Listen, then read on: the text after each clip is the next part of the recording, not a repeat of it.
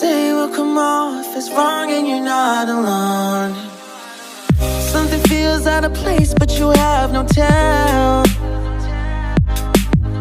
It's like we want the same things, but the lines we've drawn are too parallel. I can't sleep when you're not talking to me.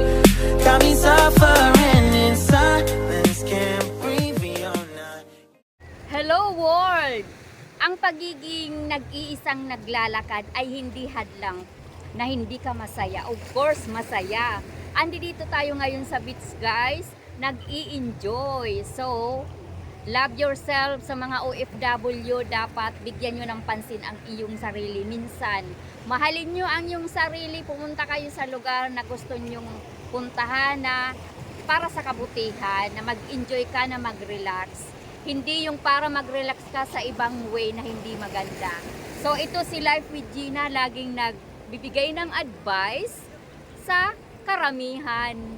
Ito naman ay base sa aking experience, sa aking pagkatao. Masayang masaya ako kahit ako madalas mag-isa. Of course marami akong friend, pero may kanya-kanya kasi silang lakad. Pero minsan lang kami magsama-sama, pero ang mga puso namin ay nag-iisa, nagtutulungan. Mayroong malasakit sa bawat isa. So ito, nandito tayo sa dagat, guys. Papakita ko sa inyo kung gaano kaganda ang dagat. O, diba? Ito si Life with Gina.